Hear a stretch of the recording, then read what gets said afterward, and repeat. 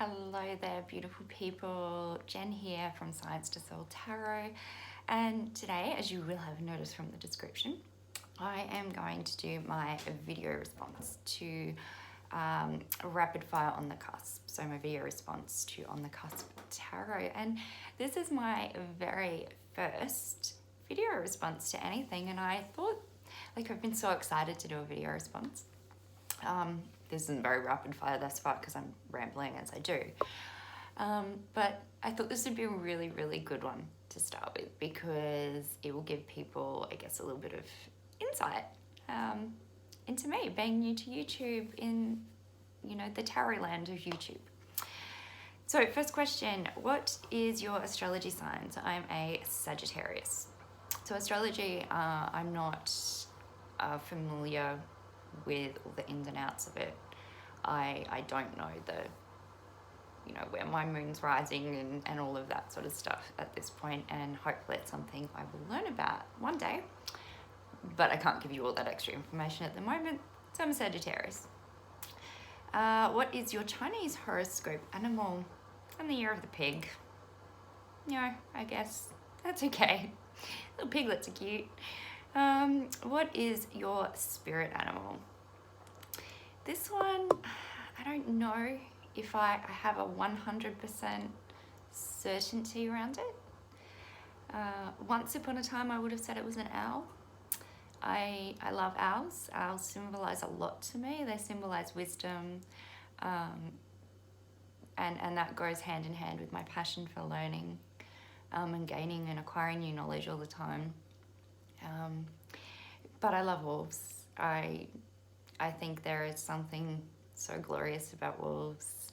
I don't know if I mentioned it in a previous video, or I did, but I don't know if I've uploaded it yet is my point.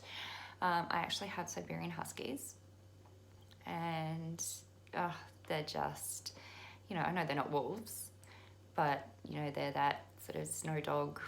I love them. So I don't have a 100% definitive on that. Maybe I'll do some work around that at some point, and that will be exciting. But let's go with the wolf at this point in time. What is your favorite color? I don't have a favorite color. I legitimately don't have a favorite color, and I haven't for a long time because I love them all, to be honest. I've gone through phases, like from being a little girl to the typical pink and purple.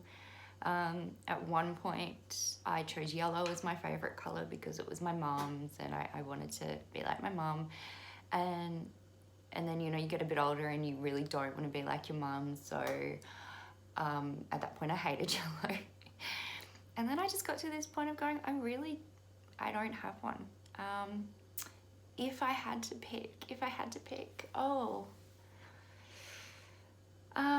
I have different colors for different things. My work was always based around blue. My bedroom is pink because I find it soft and lovely, like very soft pinks. So let's go with really soft pink, like a dusty pink. But I don't know, I really genuinely don't have a favorite color. What is your favorite food? This one's easy. My mum's curried sausages. I love, love, love them. I cannot replicate them for the life of me.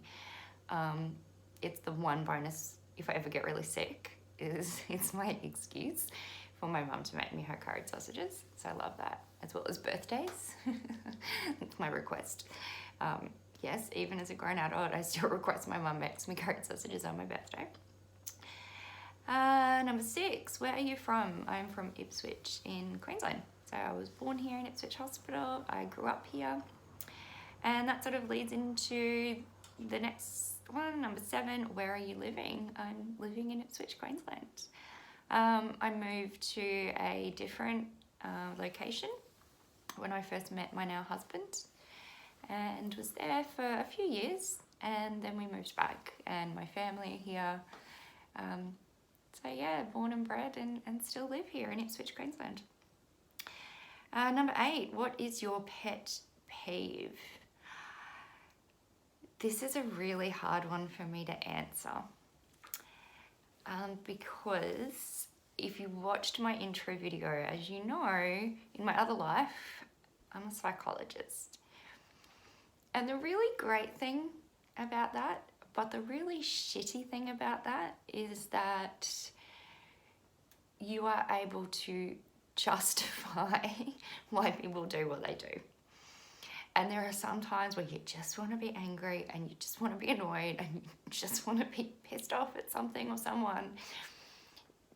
But you can understand it and you get it on often multiple deep levels. And so it's a really hard one for me to answer, because I've worked with so many different psychological presentations that I have such an understanding of why some people act in really inappropriate ways. Doesn't mean I tolerate it. But I guess if I have to give a response to this, my pet peeve is when I don't take my own advice. I'm pretty good at taking my own advice. I practice what I preach when it comes to my work as a psychologist, my work as a spiritual life coach. I definitely practice what I preach. But my pet peeve is when I don't do that, when I'm having a really shit time and then go, oh, well, you haven't been doing this and this and this and this, and you know these are the things that make your days complete, make your life easier, make you more balanced. So me, I am my pet peeve. Coffee or tea, easy one for me. Coffee through and through. I rarely drink tea. I do like tea, but I rarely drink it because I will take coffee any day. However, everyone thinks I'm a little bit strange for this because I don't like coffee shop coffee. I like good old Nescafe Blend 43 instant coffee. You know, we have an espresso machine and I don't use it. My husband doesn't use it. My daughter uses it. And I used it at my practice. And I really don't like takeaway coffee. I'll drink it if I have to, but give me my plain, basic, boring Blend 43 instant coffee any day with sugar and milk. Okay, so the next one, which tarot, oracle, playing card deck do you really want to buy next? There's a lot on my wish list since I'm quite new to all of this and I watch everyone's videos and so the wish list grows and grows. Probably the next one I intend to buy is the Green Witch Tarot. There's just something about it I really like. But in saying that, I'm not a huge fan of the traditional, the actual Rider-Waite-Smith decks. But I know I watched recently, and I don't know I can't remember if it was a newer video or an older one. Simon in the Hermit's Cave did a walkthrough of like the psychedelic kind of looking holographic Rider-Waite-Smith deck. I can't remember if it's like a Japanese or a Chinese version. So forgive me because I can't remember which one. Haven't done huge research into it. But I loved that. It looked fun, it looked cool, and I do really want to get that deck as well. And it's pretty inexpensive to buy. Okay, number 11. What is your favorite word? My favorite word is inspiration. Always has been. It's a word that says so much for me. It's why, it dates back to when I was a little girl. I spent a lot of time with my grandma as a little girl, God rest her soul, because unfortunately she's not here anymore. And I used to write poetry all the time. I wanted to be a poet when I was a little girl. And I made my own poetry book, and that was the title of my poetry book was called Inspirations. So then when I set up my own psychology practice, there was no choice other than to call it Inspiration Psychology Services. So yeah, inspiration. It says so much to me. I love being inspired. I love being inspiring to people. And there are so many people who inspire me, so many things in life that inspire me. People, animals, nature. So I love that word very much. What's your least favourite word? The word ugly. is probably one of my least favorite words. It's not that I wouldn't use it, but it's the context in which it's used. When the word ugly is used to refer to somebody's actual physical appearance, I have a real issue with that. I have always used the word beautiful a lot, and I don't care what physical appearance you have. If I say that someone is beautiful, I am ultimately talking about their soul. And so in contrast to that, that word ugly in reference to a physical appearance, I don't like. But in saying that, I use the word ugly because I've always said I like ugly, weird things. And when I'm saying that, I'm talking about actual like ornament pieces, that kind of thing that are really weird that I first look at and go, that's kind of ugly. And then I go, oh, but I like that it's ugly. That means it's unusual and it's weird and that's cool. My husband takes great offense when I say that. But I certainly don't use that in reference to other human beings. I just like things that are different, items that are different. Okay, number 13. What turns you on creatively, spiritually, or emotionally? Honestly, it's probably the most cliche thing for someone in a mental health profession to say, but it's helping people. It lights me up. But the other thing to that is also being surrounded by beautiful souls, supportive people. That just uplifts me. What turns you off? Narcissistic people. Again, I said earlier that one of the blessings and curses of being a psychologist is you can justify people's behavior. And while I can understand, and I'm talking about actual full-on narcissism as well as people with narcissistic traits. So, people who always have to be right, people who always turn the blame around, all of that kind of stuff. That really turns me off.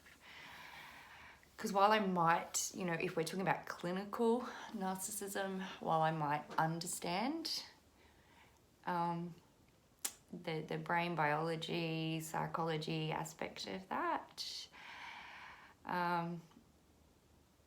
it's very off-putting to me, very off-putting. And I will steer clear of people like that for sure. Number 15, what is your favourite curse word? Oh, I like so many of them. I'm a curser through and through. I just am. You've already heard me say shit on here.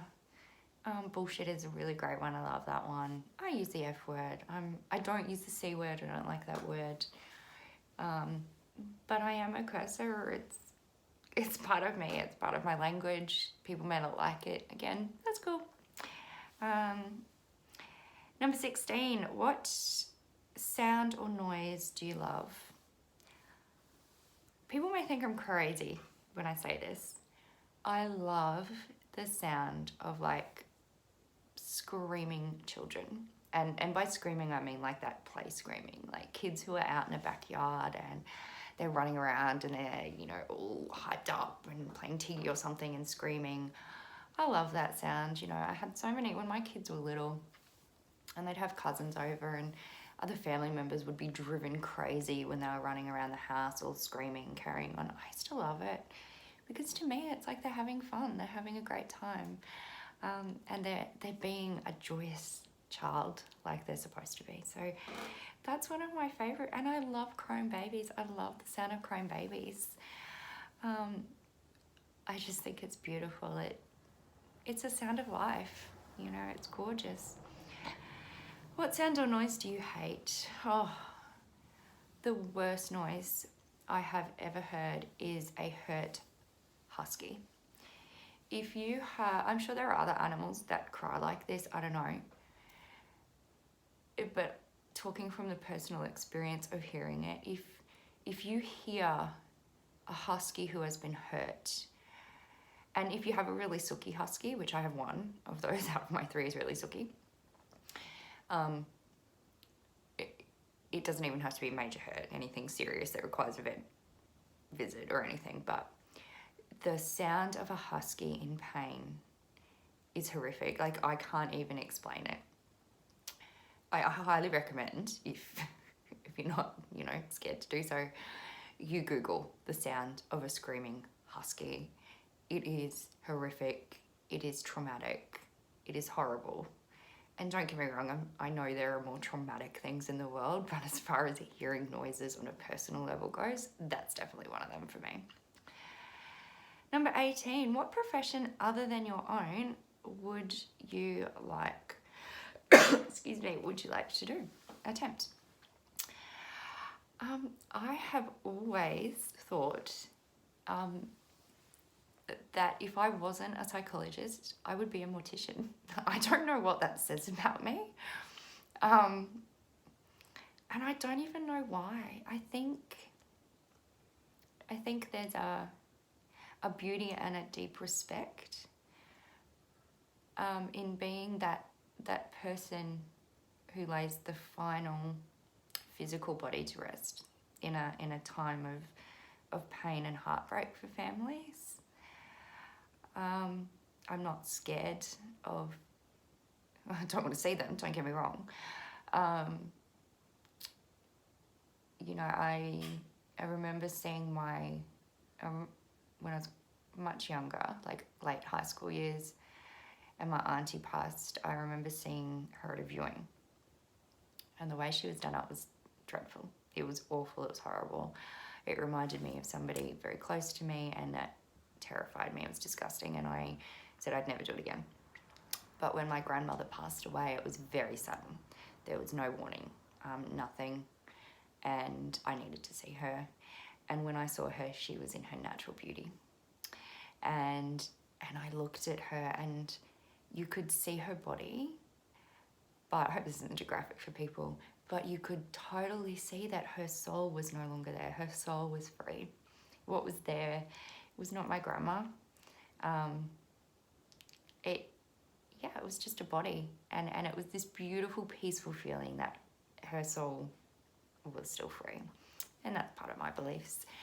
So yeah, I don't know, being a mortician is something I've always said I would love to do, and I would have probably done if I didn't become a psychologist.